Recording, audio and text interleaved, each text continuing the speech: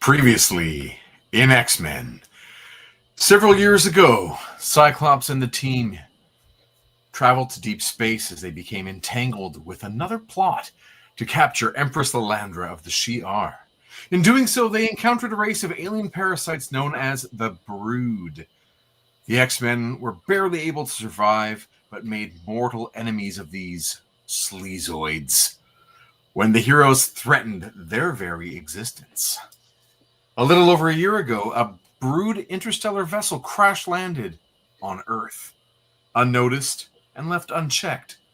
What could possibly go wrong? I am Jason Lapidus. I am Chris Sanigan. And we are Group of Seven Comics. Welcome to episode 168 of our ongoing live stream read-through of the X-Men comics that became classic as we read Uncanny X-Men 232 by Chris Claremont, Marc Silvestri, and Dan Green, cover date of August 1988. Chris, how are you? I'm good, thanks. I was very excited to be reunited with the term sleazoid. Hold on. Yeah, me too. Didn't think how much I'd miss it, and I did miss it. And so I'm glad it's back.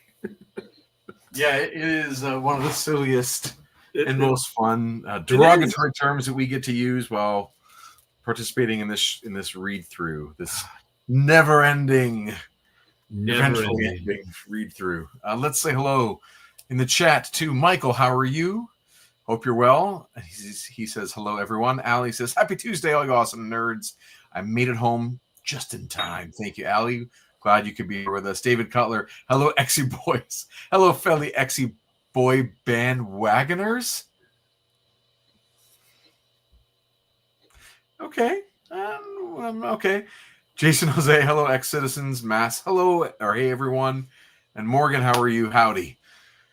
Hope everyone's well. Hope you got to do something X-Men related this week, in addition to coming and hanging out with us to talk X-Men tonight, which is a blast, always a blast. Chris, Let's see. What do you want to talk about first? You want to talk a little bit about X-Men, the animated series? I mean, we can. I didn't know we were going to talk about that. That's fine. I was going to say, you know, and now moving forward, at least for a few months, you have our full attention. You have Jason and I's full attention for X-Men because our mighty hearts broke this weekend, and so we're getting over our sports. But it's all done now, and now it's all X-Men. It was X-Men, a little bit of sports, and now it's just X-Men. Yeah, just X-Men. We can just talk X-Men. I won't be looking at any second screens, but we can. Right. We'll commiserate together this weekend. How's that? Yeah, because what are we doing? Well, before we get to that, hey, because I have these slides in order, right? Oh, you have them. Okay, yeah, sure. Okay. Hey, all. If you haven't already, please click like on the video, subscribe to the channel. Of course, Group of Seven Comics. We have a couple hundred videos about X-Men comics at this point. And a couple thousand videos of X-Men and other related properties like Wolverine and et cetera, et cetera. So it really does help support when you subscribe to the channel. We got a big bump last week. We got over the hump of 400. We're up to 404 at the moment. 404, which is what happens. Isn't that the error code you get when you go to the internet site and it's like site not found 404? That makes sense. For me, it's more relevant as the major provincial highway. The highway that you use? Around the corner from here. So the 404 means a lot to me, but I'd much prefer 405 or 500. Of course, we want to get to that point. So I'm into it. So, but thank you everyone for subscribing. We really do appreciate. And if you're able to subscribe, share, that all makes a very big. Oh, hey everyone. Looks like it's just me. Not quite sure what happened to Jason. I'm sure he'll come back. And I have no slides. I have no tech to rely on except for myself. And oh, he's back. Good. What'd you do? I did nothing. You did As something. always, I do nothing. Well, we can But it was good. I got a little chance to be with the people by myself. You know, for like 10 seconds. I don't actually. Mass is all over. There's your 404. Woozle wuzzle. What woozle wuzzle? So all I was going to talk about, of course, where we have some upcoming events. Let me see if I can get it back up because it was a really good looking. I had a really nice poster on hand. I didn't, of course, make or anything, but it was here from MCAF, which we will be at in a couple days. This first, of course. So thank you everyone also for supporting our crowdfunder campaign for Peregrines, Flights, Fiends, and Fisticuffs. We're over 60% raised, I think. This is dated. We're up to 63%. Because from last week, 11 days left, 63% funded. Ixnay on the 63. That number is just not. I don't want to talk about that number ever again. Oh, I thought about posting something like that, and I thought maybe we move past that. But we're over 60%, and we're very excited to reach our goal and get this book into the hands of readers, new and old alike. So thank you very much for everyone for supporting so far. Had to drop that. The link, of course, is in the description below. Or if you didn't get it there, you can get it right to it from our website at group7comics.ca. UXM folks have been very, very supportive in this particular crowdfunder. So thank you very much. Very generous. Thank you. Gary Shipman says hello. I'm trying to follow the chat a little bit, but I got thrown off there. What else is happening there? Well, were you going to talk about Montreal? Yes. We are headed, of course, to the 14th annual. That's pretty exciting. Festival Bande Dessinée de Montréal, or the Montreal Comic Arts Festival, which I can't wait. This will be our third time going as a company. You and I are second time going together. I'm very excited to basically spend a weekend away with you. Yeah. No. Yeah, we're driving out on Thursday. We're gonna have some fun times in the car. Chris, have you been back logging some podcasts to listen to, or do you expect to just make conversation the whole time? I mean, usually we have an episode or two of. We do a few things that get made. Yeah. I thought about that as I was listening to the latest episode of having this get made, but we'll go back. We'll find some stuff. All right, that's cool. I'm also happy to talk. We also have a ton of music to so much enjoy together. So we'll have a good. It's about 5.5 hours from Toronto to Montreal for on that trip. So we'll enjoy that, and then the whole weekend there. And by the time those 5.5 hours are up, we'll have already solved all the major issues in Toronto Maple Leaf land. It's wonderful. like we'll have nailed down the fourth line for next year. We're like, it's got to be this. Sure, because that's the problem. I'm looking forward to hang out. Of course, Friday, Saturday, Sunday, we'll be tabling out on the street in Montreal, up on the plateau, and it is a wonderful comics festival to go to. The vibes are really, really positive. The other exhibitors have some of the most creative and original work. Really a special event for us to go to. So I'm very much looking forward to that. And Saturday I'll be doing a live drawing, a collaborative comic book making or comic strip, I guess, making live draw. I think it's at noon, or I've already forgotten the time, but 1:30 maybe. I don't know. I have it in my calendar. I won't miss it. But I've forgotten what it is for this moment here. But anyway, it's going to be Montreal. First of all, it's going to be so cool that you're going to be doing that with another, another creator. That sounds like a ton of fun. You heard the geese going by the way? Could you hear that? That was the geese. Those were Canadian geese. Going by. Go on. Sorry. Two things. I just want to share with everybody, and then apologies if I shared this story before. But at the last time in Montreal, there was one person. So it's a comic arts festival. There's not a lot of fandom or cosplay or anything. It's not like a Comic-Con. It has a bit of a different vibe. However, saying that, the last time we went together, there was one person who showed up, 2 costumes over one day, and they were both exquisite. First day showed up as Mysterio, full fishbowl, Spider-Man, Sinister Six type, full fishbowl, Mysterio, purple, green, beautiful. And the next day as we set up on the Sunday in this beautiful neighborhood of Montreal. Church bells in the background. We hear clank, clank, clank. And we look, and the same gentleman, because we got to know him a little bit, shows up in a full Doctor Doom wearing like medieval armor, like from almost like a Renaissance fair, like kind of like but full metallic armor, green hood, looked unfriggin' believable as Doctor Doom. And the only thing we could say aside from, man, you look unfriggin' believable, was how hot is it going to be soon? He's like, oh, I can only wear this for about 2 hours before that sun comes out, and then I gotta get going. So all to say, I wanted to share that because it's super fun.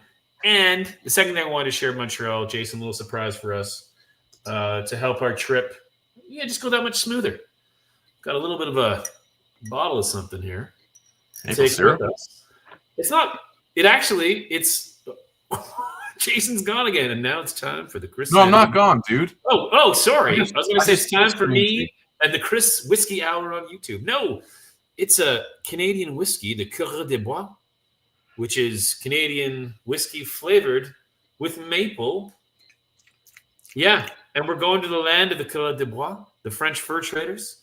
So there you go. This is for us, pal. We're going to have some fun with this. Who knows? Who knows where the festival will take us? I don't know. I know exactly. I'm going to show you. So after that gets enjoyed, this is what it's going to look like. I thought it's actually, my parents visited Quebec recently, and they said, this is for you. And I thought, I know who I'm going to drink this with and where. This guy. That's phenomenal. I was telling you also last week, I think I was texting with you, I still have some unopened bottles of alcohol from my wedding with Laura, my wife, who's she's down the hall. We are not huge alcohol drinkers in this house, and I've got some stock from the wedding that we should just polish that stuff off, just get it out, get some new stuff in there eventually. Should be fun. So I can't wait for Montreal and seeing friends that we don't regularly see throughout the year. There's lots of people we love their work and get to have some fun hangs out in Montreal. So I'm very much looking forward to that. Completely. My family also totally didn't know I was going. Oh yeah, I reminded them at dinner. They're like, "Oh, this week?" Yeah. You're like, yeah. Remember that whole thing? I put it in the calendar that we share. Yeah, not cool. Yeah. But that's part of the fun. So yes, of course, MCAF this weekend, TCAF in about 2 weeks. Incredible. What a time for us to have. I'm gonna just flash something on screen. You ready for this? Flash it. Sleazoid! So that's what I wanted to talk about, the animated series. So in season 4 of X-Men the animated series is an episode called Love in Vain. And although they are not the Brood, so to speak, it is very clearly inspired by and adapted for this kids cartoon. So the characters are like half action figure, part dinosaur, reptile with these metallic pieces, but instead of them being the tentacles that are organic, it's this metallic kind of Dr. Octopus. I mean, that literally is a Dr. Octopus drawing, right, of those arms. Right. So they look like they're ready for manufacture. You get another shot of them. Each of them has like a unique backpack accessory. And they're up against Wolverine. So in this, Wolverine is like meditating in the desert in, of course, New Mexico or something. And he hears the ship crash, which is this giant, magenta, alien-looking fish. Of course, in these comics, it's a shark for some reason. Yeah, it is so weird. It is something to talk about. Does he call them sleazoids? What's that? Does he call them sleazoids? I did not watch the episode today to get that, but I imagine. I just think there's a toy designer hand in this. Getting a bunch of figures ready. There's the Queen. Yes, literally doing this. Literally. Yes, we will get them. So I think it's just great, and the colors are awesome for a toy in 1993 or 4. And Rogue's boyfriend is Cody. You remember Cody? Right. Oh, Cody, I can't. Yeah, no, Cody. So I'm wondering if we're gonna encounter any kind of Cody in this one, and. You're But we'll see hoping. what happens. Yeah, it's good times. Good times. Yeah, I love that there are those connections to the show once in a while where they try to adapt something, and the Brood are one of the unique parts of X-Men where it changes genre, possibly. You know, it's not obviously X-Men versus Freedom Force. You can take this as a horror, sci-fi horror mashup. There's a lot of room it can go, and I would love it if we ever got to the day where there were so many X-Men movies that they'd be willing to do a Brood movie where it is that horror zombie vampire narrative. I mean, are you? I can't remember. You're not a Star Trek guy, are you? Little, not much. So by the time we get to, you know, whatever number it was, Star Trek 8, perhaps, they just gave us a full on, because there's a antagonist called the Borg, which might as well be the Brood. Yeah. And they are a techno-organic. Yes. Like, you know, sentient single entity. Yeah, they assimilate. And the movie is played like a horror movie, and there's all the sorts of zombie tropes in it. And it was so much fun. I remember being in theaters watching it because we'd seen all these other adventures. You know, like I said, it's like the 8th movie or whatever number it is. And all of a sudden, they're just giving us a horror movie within this sci-fi genre. And it was so much fun to do these different things. Like on the show, they would be able to do different episodes that had these other elements. But in the movies, usually each one had to be like a tent pole. It had to be a big epic. But this one, although it had time travel and it had these other sci-fi elements, the scenes on the ship where they are walking down the halls and the Borg like need a certain body temperature. So they're all the humans are starting to sweat. Like they're noticing it's, oh my God, it's incredibly humid. Oh, these conditions are ideal only for the Borg. So there was that creeping feeling the whole time as they're walking the halls, waiting to not get killed. It would be so much fun if we ever got, like I said, maybe 10 new X-Men movies where we could get one that was, they would be able to take a swing at a horror. Well, I mean, you know, think of an X-Men fight versus basically xenomorphs, right? Like, yes, you know, that's kind of what we're, you know. And for that, it was First Contact. Is that the movie? It's After Generations, right? It's one After Generations. Correct. Yeah, so it's Data gets the emotion chip. Dude, you're deep into this.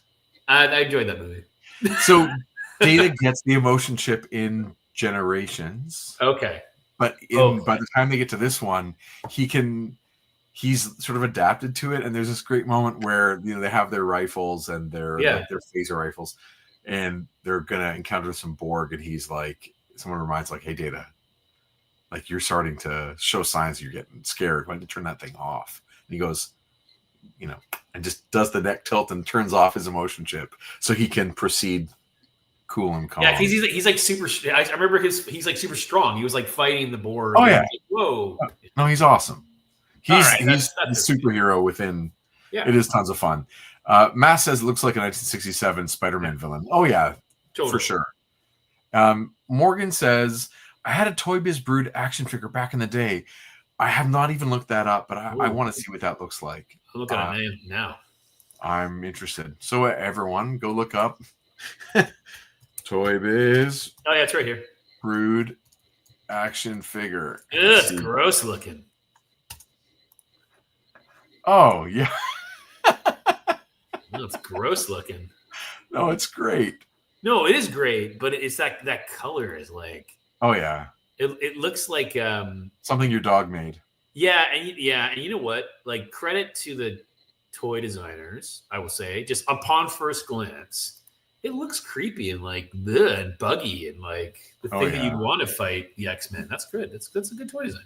This might be a fun one for them to redo as Marvel Legends, like a 3-pack with a few different features to them. They did make, of course, the Wolverine one, but we'll get to that when we read issue 234. Sleazoid. The Sleazoid morphed with Wolverine. Yeah, there is a version. But I feel like it's too soon to talk about with this one. It's specifically geared for the cover of issue 234. Spoilers, but yeah, there you go. Hey, what do you think of this cover? Mixed. I have it in hand, Yeah. and I'm tickled by the difference in production. So Okay. I'm gonna just maybe make my. No, it's okay. So the bottom corners are not that brown. Like mine are blue green, and it's much brighter on mine than it is on that. Even though the copy that you have there is scanned from a printed comic, Sure. it does come out with a different color palette.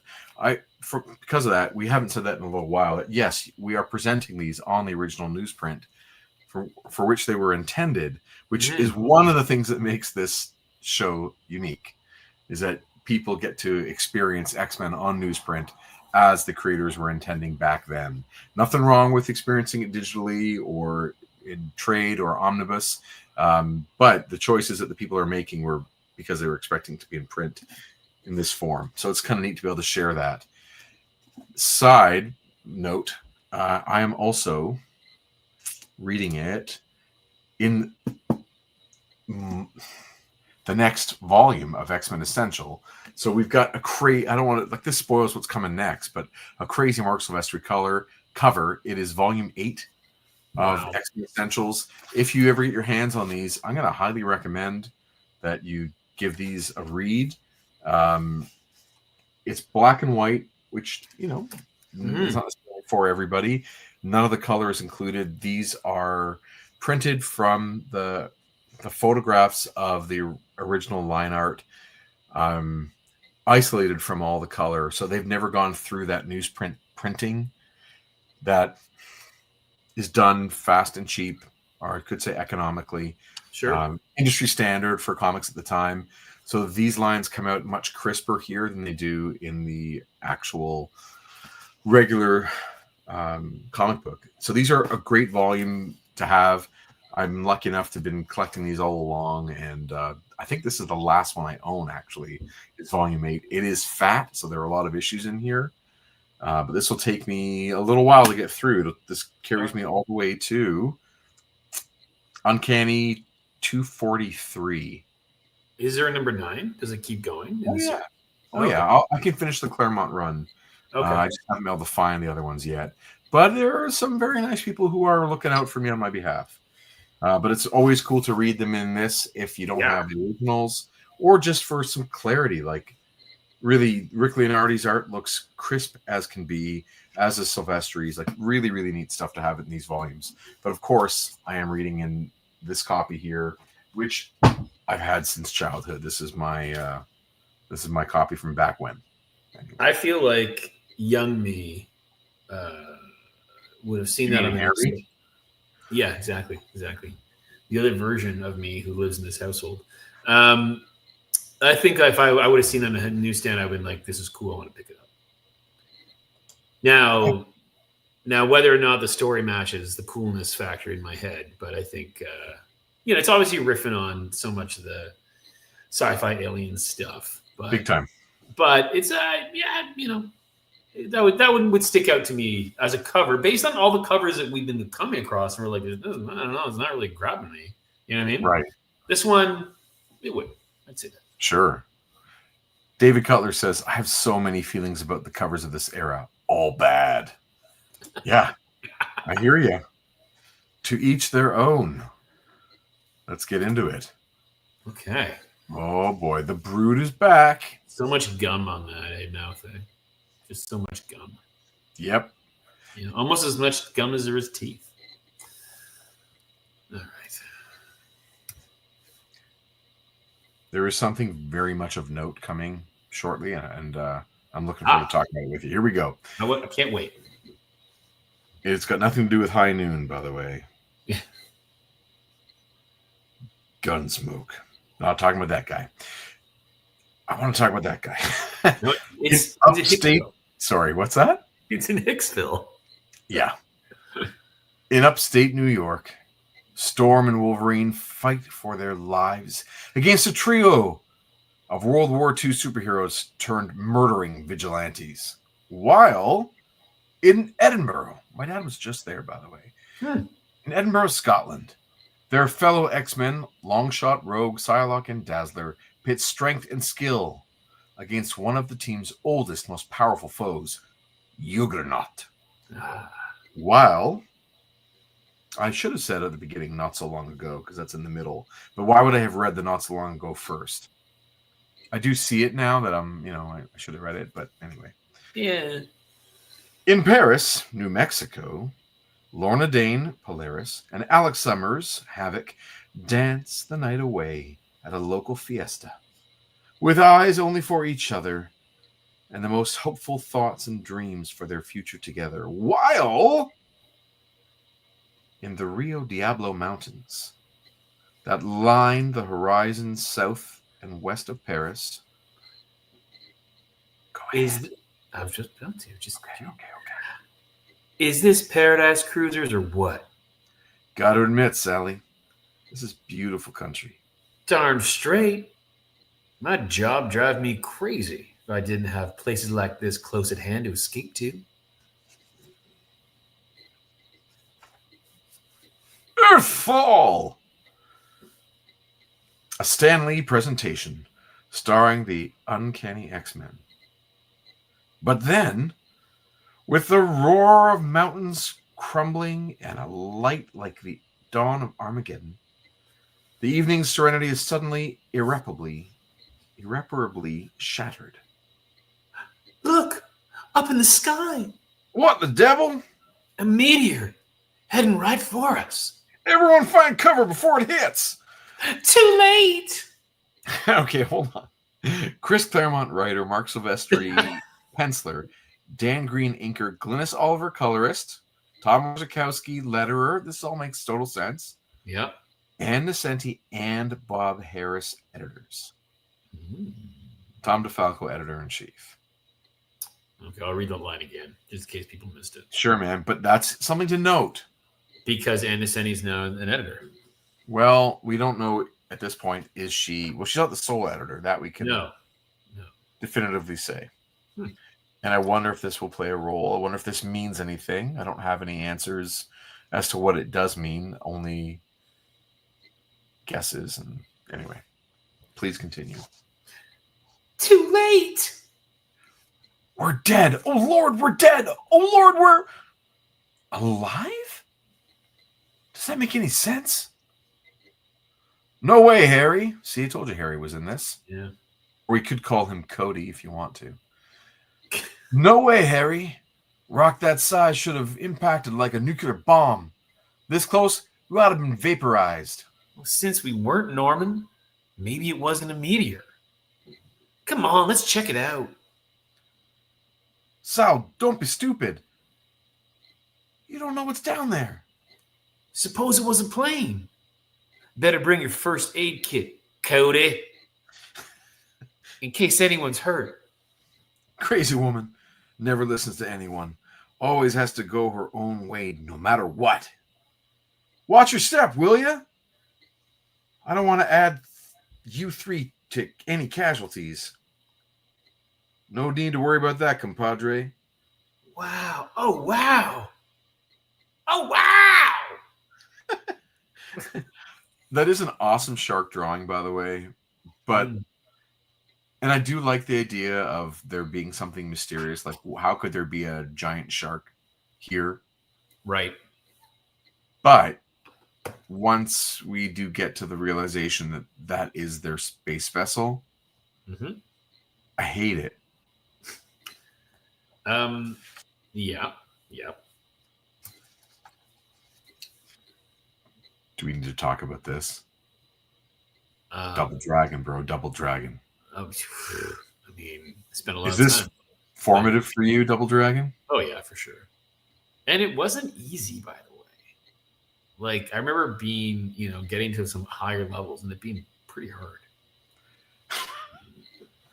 Did you play this with anyone in particular? Do you remember, like, having a I probably would have played with my brother at one point. Yeah. Because we were the brothers of the dragon. You're Nintendo, assuming that you had one, as opposed to I remember, renting one once in a while. Yeah. From the video store, which was a thing. Did Was it one of yours? Was it both of yours? Was it like all the siblings? Whose Nintendo was it? Oh, it was a family Nintendo. And can I say that it's a great, well, I don't know if it's a great story, but it's definitely a story in terms of a classic where it was the like 1986, whenever it was, whenever Christmas, where this Nintendo system came out and was like, no one could get it. It was, you know what I mean? There's this new thing. People are talking about it. It's sold out everywhere, blah, blah, blah, blah, blah. Whatever that Christmas was, my grandmother, classic story, my grandmother just like happened to hear the kids like this, I heard, you know, and picked up, and we were like gobsmacked that we woke up on Christmas morning and from grandma, there was a friggin' Nintendo system to the family. And, that is you know, awesome. Right? Like she had no idea. I don't even know how she probably was somewhere, but there was one left and someone said, oh, this is the must-have Christmas present, right? Right. And she went, of course, I'll get that for my 4 grandkids. And we were all like, what the? Grandma came through and she's like, it's a Nintendo what? That's really good. David says it was single player, unbelievably. I don't remember that. Of course, it's been a long time. That tracks. Would you play like one player at a time kind of thing? Like one of the brothers? Is that if you were to ever play, was it like a 2-player but not simultaneous mode? Definitely was a 2-player arcade, if I remember. Right. Right. I mean, even having the name Double Dragon and not having them play at the same time. Yeah, one's Billy and one's like Johnny. That is crazy. I don't even get to choose between the two. But anyway. Yeah. Morgan says it was 2-player on the Sega Master System. Oh, here we go. Jimmy. Yeah, I was. So at this point, I think by the time I played Double Dragon on Nintendo, it might have been already grade 9. So, right. You know, I was like 14, 15. And I had a friend who had it. And they were at the point where they had to like constantly be blowing into their cartridge and into the game system. Oh, of course. Because it was so glitchy. But at that point, I was already onto the sports games only. Like I was just playing like NHL, Blades of Steel, and ice hockey. There wasn't. We didn't have an NHL yet. Right. Blades of Steel, ice hockey, and Tecmo Bowl. Oh yeah, Tecmo Bowl was great. So I was just into the sports stuff. I was kind of no longer playing that. So I don't want to get off topic too much. No, man. Were you a convenience store like video game quarter kid? Like, did you go to your local and like pump in quarters to play video games? So we did not have. I grew up in the very burbs, so things are very spread out up here. And we did have convenience stores. We had a Hasty Market, and milk, and a Becker's, but they didn't have video games as far as I remember. So my video game time was when I would go to things like Chuck E. Cheese or Canada's Wonderland. Yeah.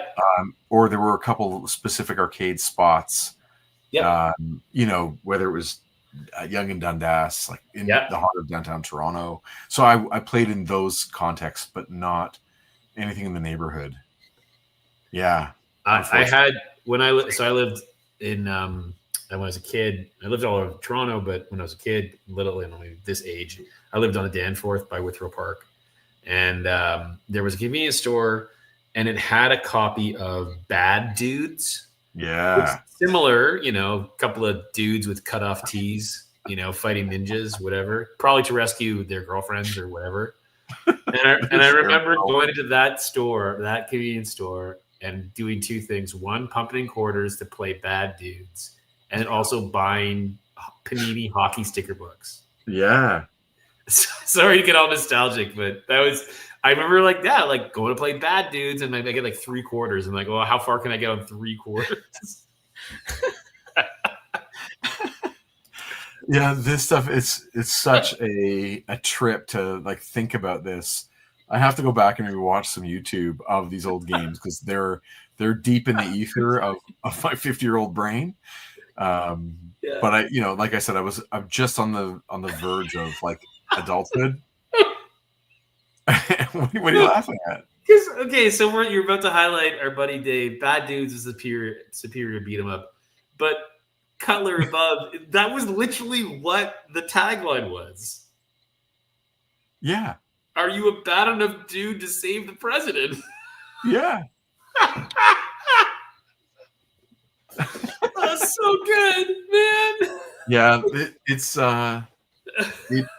I'm at the point where I would love it somehow if there was a just a couple hours of just trying all these games again, Right. just for their most ridiculous moments, you know. I left out Baseball Stars. I loved in 1988, 89. Loved Baseball Stars. That was one of my all-time favorites because you could save and make progress and upgrade your players as you went. Yeah. And I was really into. I love that games with memory. That was really really cool. So, yeah, good. Hey, and Dave Pratt, man, how you doing? Thanks Looking for forward to seeing you soon. the walk down nostalgia lane, folks. Yeah, I haven't thought about Bad Dudes in 35 years. Are you a bad enough dude to save the puzzle?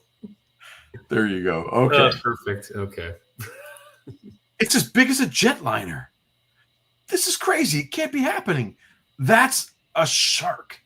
Maybe somebody threw it out of the ocean? Yeah, right, Fran. The ground's so hot, Harry. It fused to glass along the crash trail. So don't burn yourself, okay? Harry, let's go, man. Now, fast as we can. Call the feds, NASA, the Army, the Avengers, whatever. Let them deal with this. You scared, Sweets? You betcha. Come on, you're letting all those sci-fi flicks you love to watch get to you. Hey, Sally, do me a favor. Not so close, okay? Get away from there, please. Quit poking that thing. Trust me, Norm, the critter's dead. Why take the chance? What's the point of living otherwise? Sally! Sally Harding, 27. She was a teacher. She wanted to be Indiana Jones. That's a weird transition. It should have been like Sally Harding, 27. She was a teacher. She was a world-class poker of dead things with sticks. It is a little strange. Again, like that is clearly a photo reference drawing of a shark. It looks really good. It's awesome. I'm into that. I just find that the really like melodramatic deadpan reading of her little bio there, it clashes with what we're actually seeing. Like she's just being eaten by a shark that fell from the sky that is an alien spaceship. Like if you're gonna be that somber about it, maybe pick a different book. Yeah. And the blood too. Like, are we actually supposed to start feeling things for these characters, like for real? Apparently. Anyway, yeah.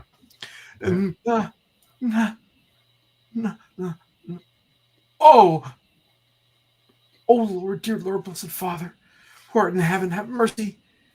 This isn't real. I don't believe it. Please, oh, please, let it be a dream.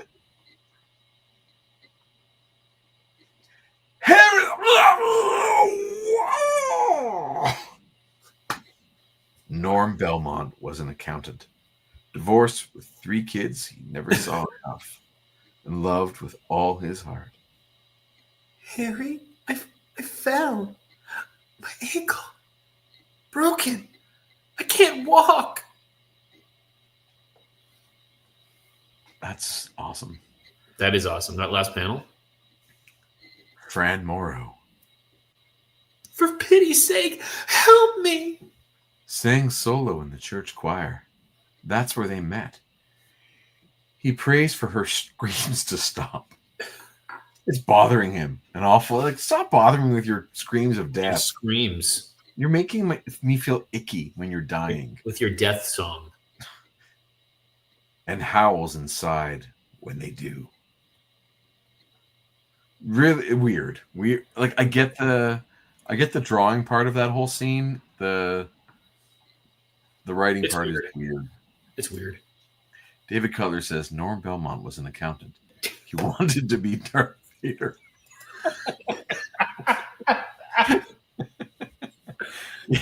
This is a weird book. Norm Belmont was an accountant. He wanted to be a bad dude. The next morning, coming home from Paris, Holy, is that clown drunk or crazy? Or Lorna, look out! Harry's VW doesn't even slow down. Indeed, Harry Palmer isn't even aware he hit anything. He's conscious solely of a need for speed, to find a place to hide, somewhere he can be safe, in a world where that word no longer has meaning. That was then. This is now. Oh yeah, Harry Palmer. Yes, David. Harry Palmer. Harry Palmer. Denver, Colorado. Right on 17th. I know. Watch that car. I see it. There's an opening. Cut left. Punch it, Harry. Come on. We're on a call. Get out of the way. Clear the road. Just, of course, note the billboard above that says Reverend William Conover, Glory Day Ministry. Is that meant to be something? We'll find out. Ooh. Nearly there, Harry. Jeez, lots of units, fire, and cops. TV's here, too. I still think that's you. Looks like a bad one. Dynasty Plaza, wouldn't you know? Everything seems to happen here. Let's make sure it's something good for a change. Grab the med kit, Josie. Time to go to work. Morning, Josie! Hey, Ruth. ¿Qué pasa? Do you want to read that guy? I don't know. Sure. Glad it's you, Harry. This is a real mess. Notify command. Paramedics on scene. Situation's under control. Better take this. You may need it. I thought the fire was out. That, sweetheart, is a matter of opinion. Any idea what set it off, Dale? Not what, Harry? Who? Guy's in his office. What's left of it? What's left of him? Name's Robert Delgado. He's a lawyer.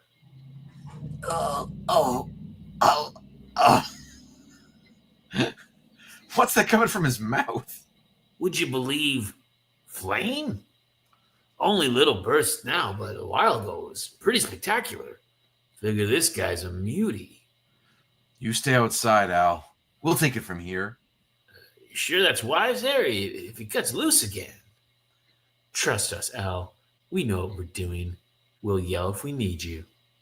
Al, please help me. Can't breathe. It hurts. Didn't mean to start fire. Couldn't stop myself. So much pain. So sudden. It's okay, counselor. You're in the best of hands now. The team supreme. The pros from Dover. No. Please. Too young. Isn't fair. Looks like a myocardial infarct, Josie. Heart attack. I don't want to die. Rest easy, Bob. Your troubles are over. You're going to be fine. Just fine. In fact, I can pretty much guarantee that you'll live forever. Yeah, him pulling out his like little weirdy claw, that's weird. Weird thing, yeah. Yeah, I don't like it one bit. I gotta tell you that right now. I do not like it one bit. One bit. Half a world away, one frontier gives way to another. American to Australian. That's some deep writing, by the way. You know, writers. Where a lone figure maintains his seemingly eternal vigil. He's a man. And what a man. Although he seems as much a part of the elemental landscape as the age-old rock he sits upon. His true name is known to none but him. But he has another, given to him by the strangers who first came to this sacred place. It is Gateway. Those intruders were enemies, and he served them because he had no choice. The ones who replaced them, however, who dwell here now, have earned his friendship. Suddenly, his bonfire flares alight. He swings his bull roar, and with a crack like thunder, a gateway, wink, opens between here and somewhere else. And Madeline Pryor steps through. Burn. I know gateways are pal, that it's okay to trust him, but I'm a pilot. I'd much rather fly from place to place than be teleported. Thank you, sir, for the trip. Oh, what's the use? Might as well be talking to this hill. I could be stark naked. That old man wouldn't even bat an eye. I'm glad you said naked. Nekkid. It's good. Oh, yeah. Yeah.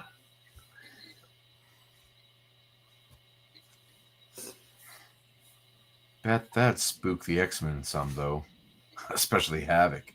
Foreshadow. Now, why is that such an intriguing thought? It's such a weird turn, by the way. Like, all of a sudden, she's kind of randy and thinking about walking around naked to provoke people. Like, it seems to come out of the blue, no? Yeah, I think it's... I mean, we haven't even seen this much skin on Madeline ever. She's always wearing, like, a bomber jacket or, like, a, whatever, jumpsuit type thing. Jumpsuit, yeah. Now, Chris... Yep. A Group of Seven Comics, like, you are not just writer... and a lot of extraordinary things, but you're also like the resident woman expert, right? Like you know how women think, right. Truly.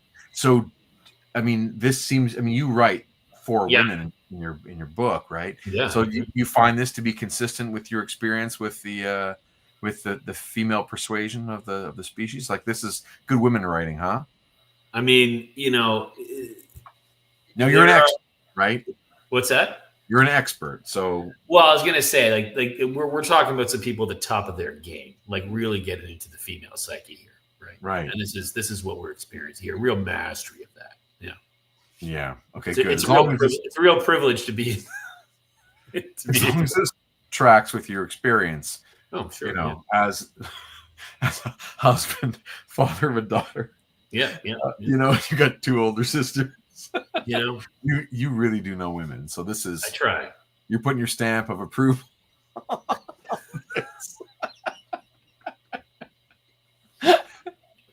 All right, good. Hello. Oh, sorry. I'm home, everyone. Back from Sydney with the shopping. Hello. No answer. Probably no X-Men either. Typical. New hairstyle, new outfit. And no one around to tell me how absolutely great I look. Yep. Chris Hannigan's approval. Exactly. The story of my life. Aw. Wow. Thanks, Chris Claremont. Later on, in the town's underground computer center. Nice of them to leave me a message telling me they're off on a mission. Hope it goes well. Wonder what I'll do if it doesn't. Take a shower. A jacuzzi. Funny how this place gives everyone else the creeps. Me, I feel right at home. So let's see. The world thinks the X-Men are dead, considers them legends. But the team needs a sort of sign for people to remember them by after their missions. Zorro had his Zed. The Lone Ranger had a silver bullet. I wonder. Longshot and Dazzler both wear stars on their costumes. Stars mean the law, the good guys. 8 points, 8 X-Men. Definitely has some possibilities. Wow. It's a good thing Madeline's around, Totally.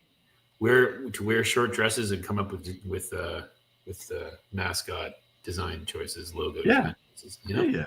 It's good. I do like the idea that she is trying to find a role. Right. I don't know if this is the role for her to find, but Well, it's funny, like for a while there, we thought maybe they're going to lean into maybe combat pilot type thing, right? Totally. And then it's Grease like, well, now we have gateways, so I guess that doesn't need to happen. Right. Yeah. Yeah. David Cutler says, "Don't hurt yourself, Madeline. They do already have an X." Yeah. Oh, Matt says, "Marketing queen." Yeah, right.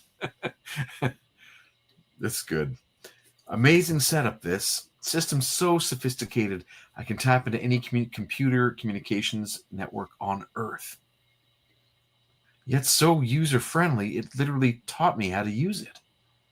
Awfully considerate. For something designed by a band of thieves and cutthroat killers, you'd be too considerate. What the? A TV interview with Scott?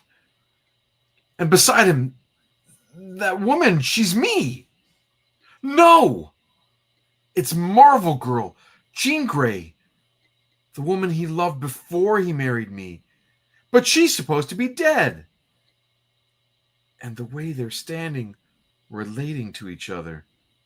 No wonder he left me and our baby. Because he's the worst. It's clear as day he loves her the way he never loved me. Punch a screen. Skabam! It exploded and she's lying on the ground. I mean, maybe she has we're talking about her role. Maybe it could be punching things. I mean, she punched that screen pretty hard. Blew up, maybe Colossus. There's so many things. I'm so curious about like this technology though. Right. And who designed it. I guess it's just like an open door for like they've kind of set themselves up so they can do whatever they want with all the technology and stuff that's there. Because if these characters are sort of integrated with technology, they can kind of make anything. So I don't know what their gear is, but it's sort of limitless, which is fine. Yeah, I love how she sees them on camera for like 1 second, knows exactly who's who. Yeah. But everyone else who looks at the TV, no one else is recognizing them as X-Men. Right. And I also want to throw out there, this is an image of Scott Summers. Yep. With his hair out and his visor on. Uh-huh. So this reminds me also of like a piece that obviously goes on to become the single most iconic look for Cyclops moving forward. Obviously once Jim Lee gets on the book, or starts it again when he gets X-Men 1, but we're seeing that look here way before Jim Lee makes it his full-time thing and puts a Y on his chest. Hey, that's my argument. Nope, I got there first. I own that perspective. You're not allowed to have it. Yeah, if you don't know, I'm eternally bothered by, even though I know that costume looks cool, I'm eternally bothered by the fact that Jim Lee designed a Y on the chest of Cyclops when they're X-Men. So it just doesn't. I always wanted to see that kind of rectified or redone in a way that still scratches the itch that X-Men animated series or X-Men 92 or the comic book X-Men #1, that suit he has, but have it be with an X instead of a Y, because it's preposterous. It is absolutely preposterous that he has a Y on his chest. Like it's so stupid. But I get that it looks cool, but it's so stupid. It's like in his name is X-Men. What are you doing? It's so Would you like to talk more about this? We'll get there, dude. We'll get there. Denver. What a day. Weird the way certain shifts seem to take so much out of me. Always seem to involve muties, too. Seen a lot of them lately. Wonder what it means. All those news stories, that craziness a while back in Dallas.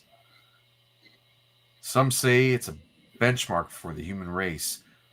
Like when Cro-Magnon Man replaced the Neanderthals. Okay, cool. Okay. Yeah. That's scary. I mean, how can normal folks compete or even survive in a world full of super beings? Cripes. That lawyer, he was a human dragon. He breathed fire. Actually, sounds like the coolest thing ever. A human dragon. Was that? Jeez, talk about overreacting. Never felt so on edge. Enjoy it while you can, kids, while it lasts. Little does he know that those two people are octogenarians. Those are two 80-year-olds going at it under a lamppost. Amazing. It's actually just one person with their arms wrapped around. I should put you on camera for that. Cynic. Simply because you haven't had a decent relationship since Fran. Remember that lady who got... Remember that decent relationship you waited till her howls of pain subsided? And you ran away. You ran away? That was decent from his That point was a of view. decent Like, relationship, yeah. Yeah. For her, it's the worst moment of her life, and the worst relationship she ever had. And for him, it's like, that was decent. Maybe it's this weather. Fog's getting thicker. Making me so glum and jittery. More likely hunger. The heck with cooking. I'm starving. I'll phone for pizza. Real gothic horror evening, though. Watch. I'll open my door and probably some demon queen. Or goblin queen. Waiting to steal my soul. Holy cow! Look at all those video games. Yeah. Yeah. So much Nintendo. So much. Is that Dr. Druid? It is. They've already talked about the Avengers this issue. That's true. Dr. Druid's here. Who the heck are you? That is unimportant, Harry Palmer. How do you know my porn name? How'd you get in here? What do you want? Our apologies for this intrusion, comrade, and our appearance. Oh, boy. Oh, jeez. Oh, wow. You do not realize it, but you are very ill. We have come to help. Hate to burst your bubble, Buster. Что? Больше мой! But I feel just fine. Colossus! Psylocke, watch out! No! That guy, he was made of steel. But I threw him as though he weighed nothing. Something about him, almost as though I know him. What am I doing? I'm 3 floors up. I jumped. I made it. This can't be happening. My car's locked. Can't waste time with the door. The X-Men are after me. Huh? How do I know that? Yow! Sorry, fella, but you're in no condition to drive. His energy beam melted my engine. X-Men. Weren't they the muties in Dallas? Some say they're good guys. Others, they're outlaws. Never met them. Barely heard of them. So why do they make me so scared? That couple making out. They're part of this too! No! This is wrong. Why am I fighting? Dear Lord, what's happening to me? Before you turn the page, Yeah. note this is the first appearance of Psylocke's new costume. I was going to say. So she is wearing a cloak. She has some sort of purple armor underneath. Mm-hmm. And if you look at the way her cloak is rendered up close in the 4th panel on page 18. Yeah. It looks like it's scales. Yeah, like dragon scales. Yeah, like a dragon. Like dragon. Dragon lawyer. And this is also, we've seen this Colossus outfit before. Yeah. But it's nice to see again, by the way. I'm just saying. But I wonder if that scales thing will last. Note, it won't. Ah. The idea that she has like a cloak, but scales is a very like a chainmail kind of thing or whatever it is. But yeah, that doesn't last is the way it's rendered. But interesting to see. Dan Alvin says, "Am I here in time for Maddie's free fall descent into unmitigated madness?" Yeah, you're good, man. But it's crazy. This guy is like instinct has kicked in, and he's reacting obviously with physical violence to the sight of the X-Men. You and know, somehow he knows who they are. agreed. And it's probably, when he tears the car door off and he says, I can't waste time with the door. I guess he says his car's locked, but it would probably take the same amount of time to open the door if he had his keys. Yeah, I mean, you don't have to close it. You can start driving without it. Yeah. Right. Yeah. But you know what? He's in no shape. He doesn't understand school. True, but he also says, does he say he doesn't have the keys? He says my car's locked. So I'm guessing there's no keys there. And he might have them in his hand or in his pocket, but I'm just looking back now. I don't think he arrived by, he does. He walks away from his car. So it is there. So and he has his house key, which has 2 more keys on the should be there. On the chain. Yeah, he's got it. He at least can start the car, but pretty wild. Morgan says, I like Colossus's wrestling champ belt. Yeah, I like it too. Yeah. I think it as a motif, like it plays into the strongman idea. He looks I like that idea. Like a wet circus strongman or a wrestler. Fun. David Cutler says, I can't decide if putting us in the head of the random infected guy is bad storytelling or actually playing into comics' strengths. But it's odd either way. Agreed. Yeah. Usually Claremont, we see the pattern. He overwrites to explain what's happening even in the pictures because he's compelled. It's part of his style. Look at that Rambo. Dude, look at that. Holy smokes. And then we actually get an Alpha Flight cover. I was going to say. Comic book convention ad, which is very, very cool. Neat to see all these dates for these Comic Cons back in the mid 1988. Mm-hmm. Yeah, I'm busy looking through. Like, why would they choose that image? Was Alpha Flight that big a series that I don't know? It's a strange choice. Maybe, yeah. There you go. Cool, man. I want to go to all those conventions. Dazzler Duck. Yeah, this fella means business. And he chucks the door of the car so hard that it goes right through that wooden telephone pole. Mm-hmm. So back in the day before we had fiber optic cables running underground, there were these wooden telephone poles all over the place that had like wires and stuff. There you go. Back before we had phones, we had telephones. Can we not call them telephones anymore? I don't think they're called telephones anymore. It is my mobile or cellular telephone. I don't think anyone calls it a telephone. Right. Phone, maybe. Okay. I mean, you've got 2 young people in your household. Do they call it the telephone? I don't know, man. So we also call it the television. Should we just call it the vision? Yes.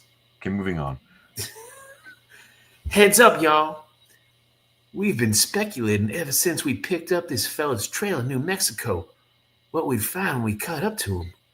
It looks like pretty near worst case scenario. Of us all, only Storm, Wolvie, and Colossus have actually met these sleazoids. Uh-oh, those wires are still alive and carried a lot of juice. Better do something about them so nobody accidentally gets fried. None of the 3 of them talks much about that caper. That's a bad sign. You okay, Colossus? Nothing is hurt, Trevik, but my pride. At how easily I was overcome. Nobody's fault, Peter.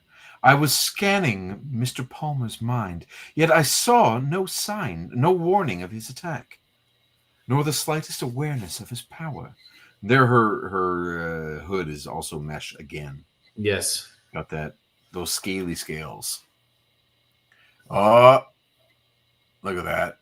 Dave says he was waiting for that S word. It feels a little racist, that we're using a derogatory word for a whole race of beings. Maybe we shouldn't call them sleazoids. Mm-hmm. Maybe it's not okay. Anyway, I'm just joking. David says Lady Gaga called it a telephone in '09. Dagnabbit. And that's a very relevant measure of how we should move forward. Ali says, I saw a payphone on Sunday. Took a selfie with it. It's good. It's good. Nice. You got slammed pretty hard, Psylocke. Not to mention that fall. Fortunate I decided to exchange my old costume for this suit of armor. It absorbed the brunt of both impacts. Is Mr. Palmer a mutant Storm like us? Normal Earth people aren't usually so strong. That's the brood in him. If so, Wolverine, the man has no knowledge of it.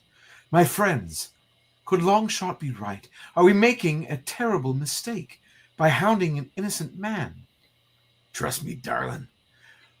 Palmer, Harry Palmer, also known in my books as Harry Palm, I just call him Harry Palms, was infected at the crash site in New Mexico. I spotted that the moment I tagged his scent. I'm just going to pretend that is Storm for fun. Storm, yeah. She hasn't spoken yet. An old scent, Wolverine. Can you truly be certain? I'm certain. Whatever your telepathic powers tell you, Psylocke, whatever that guy believes about himself, he isn't human anymore. He's brood. You got doubts? Fine. Leave him to me. I found him once, I'll do it again. Wolverine. That's probably Storm. That's probably Storm, yeah. Wolverine! I want the man alive. Are you crazy, Storm? You know how dangerous these critters are. Precisely. Think. He's been running free ever since the crash.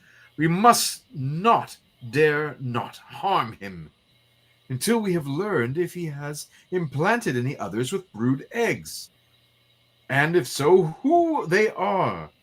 Then we will deal with them all. Think of this as a plague, X-Men. More virulent than any you can imagine. Either we stop it now, praying we are not already too late, or our world is doomed. Open a mind link to me, Psylocke. I'll be in touch. Yeah, Wolverine fading into the mist does look so cool. It does. For sure. Cool. There's some actual really great Wolverine art in this issue. Yeah, Silvestri has like a certain groove with him. Yeah. And it's no surprise that he takes on the Wolverine ongoing series. Mm-hmm. Maybe issue, I don't know, 10 or 11, around there. Luckily, I got all those Wolverine essentials. That's right. From my local store. So I'm looking forward to reading those. I need to see. Meanwhile, where are they? Have I lost them? Fat chance. Face facts, chum. The Broncos, that football team from Denver. The Broncos have a better chance of winning the Super Bowl than I have of surviving tonight.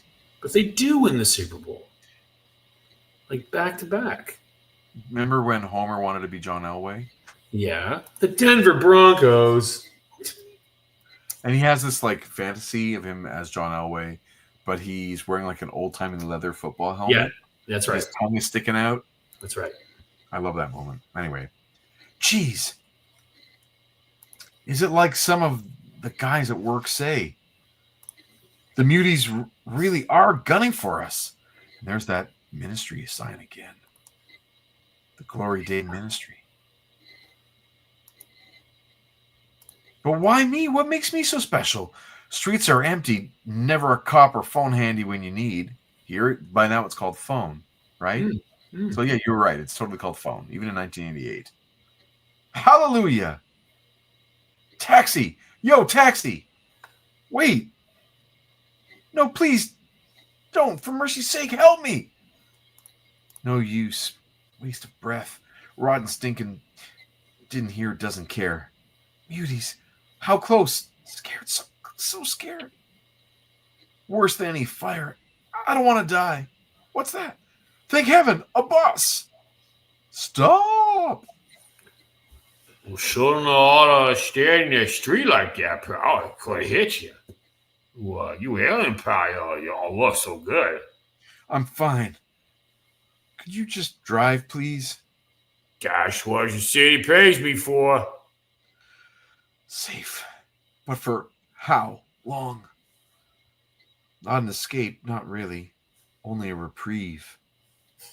Dude, do you see someone there that you recognize? I do. The bus driver. How about you show some sense, sugar, and call it quits before this foolishness gets out of hand? Before we go further, how do you think Rogue got on the bus? Same way he got on the bus, she flagged it down, and then had a weird conversation with the bus driver. Like, does she have bus fare on her? Right. She just flew in. She probably tore the top off, sat down, and put it back on. Or went through that vent in the top. Right. But I like the idea. Open the door at the back of the bus, the one you're never supposed to open. Oh, I got a better one. Okay.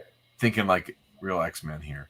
So Psylocke just tells the bus driver to stop for a minute, and he just does. Well, that makes the most amount of sense. And then opens the door, and she just comes on and goes to the back of the bus, and no thought about it, Yeah.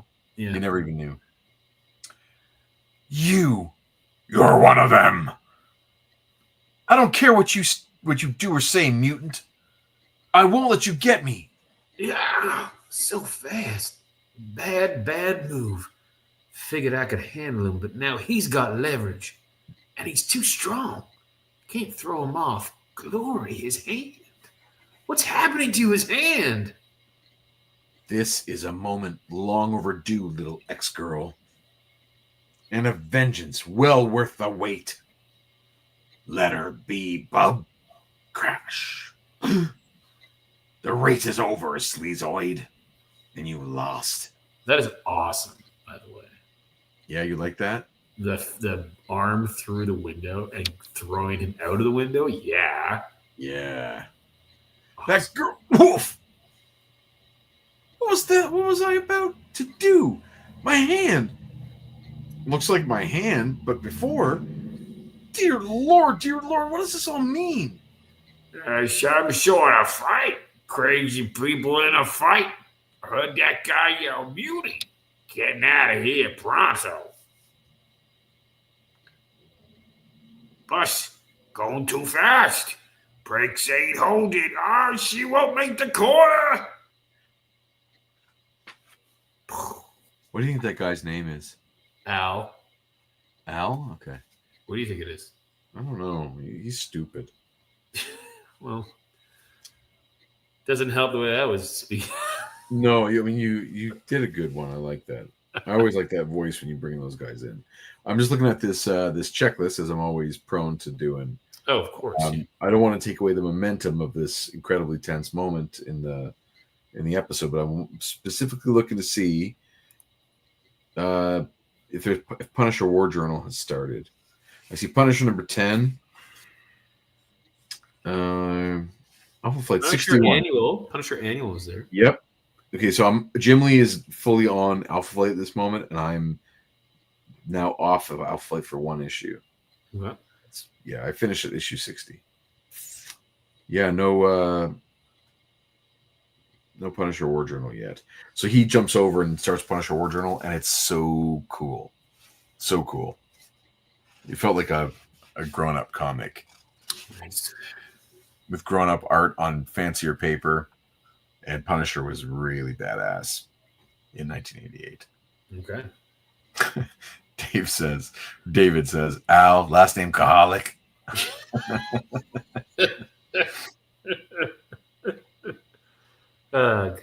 Good stuff. Back of the bus, on fire. Girl was inside. No hope for her. None for me. Yeah. End of the line, bub. You got any beliefs? Now's the time to make your peace with them. Wolverine! Where's the driver? Hot footing it down the street. Not even scratched, looks like. Wish I could stay the same. Leave the fella be, partner, until Psylocke's done. And then what? Do you really need us to say, Mr. Palmer? Nobody move! This is the police! The sound of the police. Harry, you want to stand away from those Halloween freaks? Hey, you other two, up against the wall. First funny move will be your last. Ruth, Dale, man, oh man, oh man! Are you guys a sight for sore eyes? I thought I was a goner. Hold that thought, bub. Wolvie? 'Cause nothing's changed. He slashes right through that woman's chest. Oh, I know. This is, again, so let me just say this panel, and I want to, so I'll finish this thing. Wolverine, you crazy berserker son of a, you just killed a cop. Okay, so this page, man, Yeah. if you ever, I've never really thought about, getting a piece of original art like a page, but man, this page where he kicks the door against the one guy and then slashes right through the other one. Holy shit. It's awesome. It's awesome. And he looks great. This is what I mean when I was saying it earlier, though. There's so much great Wolverine in this. Like crouched on top of the engine, the hood of the car. Looks great. Yes. Yeah. Anyway. I know what I did, girl. Now let me go so I can finish what I started. No way, mister. You're making a mistake, Rogue. Not from where I stand.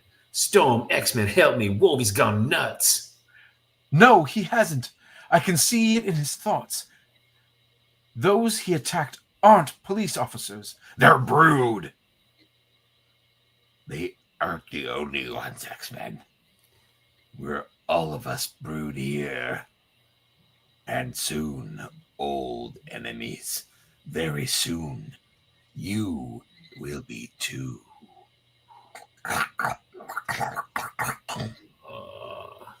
Oh, shit. Yeah. It's a great ending. Yeah. Getting us to the part where they're in a dead-end alley and they're surrounded by a half dozen or whatever alien hybrid. Like, that's... We've gotten to a good moment there, for sure. Yeah, absolutely. It's the first cliffhanger we've had in a while, it feels like. Uh-huh. And it feels like the X-Men comics are back with X-Men level stakes. Yeah. We've got an infection, or a virus, as Storm is calling it. And I really also like that Colossus, Storm, and Wolverine have been through this. They've had the experience. They know how close they came to all being killed and having like the species wiped out of human. You know what I mean? Mm-hmm. Mm-hmm. Where Rogue just doesn't have that experience and she's still being compassionate. So there's like her point of view is really valid given what she knows. Yeah. And you get why Wolverine is like surgical. No, we're killing them all. Yeah, it's great. And he doesn't even have time to just say early on, they're BROOD, and then jump through the door. But it's more dramatic, obviously, to have him kill first and ask questions later. It certainly is. And we don't also know definitively what the capacity of the BROOD is. Like how much trauma can their bodies endure. Right. We don't know what state they're in, or are these regular BROOD, or are they something else? So it's neat kind of being back at this. It has been issue after issue for a little while of us not getting like classic X-Men structured comics. And this one, despite its weirdness, especially around the Madeline Pryor story, it's there. And also there was a lot of Harry Palmer. Like that was so much Harry Palmer. You know what might have, like, back to David's point about it being a strength or a weakness. He's not sure, whether this was good or bad. It might have been neat playing it as if, like, the reader doesn't know he's BROOD either until almost the end. The very end, yeah. Yeah. Like, they think he's a threat, but maybe they don't utter, like, what he is because they don't want to set him off. Because it will, like, awaken the sleazoid in him or something. There are lots of ways you could do this, but I enjoy at least where it ended. They're a good antagonist, the BROOD, in the sense of they're just kind of these, they're these incredibly strong bugs. Sexual. Yeah, right. Like, anyway, they're good. They're fun. I like when they and the X-Men throw down. Yes. No. Usually you don't, but did you read ahead? No. Okay. I couldn't resist, and I read 233. I read 233 and 234. Okay. I had the time, and I was in a reading mood, so I was happy to flip through, and that's actually a really good sign to me. It's like, oh, I want to see what happens next. Yeah, absolutely. So, in that light, to see what happens next, of course, make sure you're back next week. We will regale you with tales of our adventures in beautiful Montreal, Quebec. Tales of If I'm like this the whole whiskey time, drinking. if I'm like this, like a little quieter, that might be because of that bottle. I was joking around with you about not wanting to drink too much beer over the weekend, just because I'm finding it really filling these days, and I don't want to spend all night liquor, man. Just burping. So yeah, but I actually can't wait to get to Montreal and have a beer with you. But anyway, yeah, man, good times. Yeah, good times. Any other thoughts on this issue overall, or I dug it. I enjoyed it. It was a lot of fun. I mean, again, we haven't said that for a lot of the most recent run. Yeah. So, and if and to your point, the next couple to have it as a bit of a story arc, I'm looking forward to it.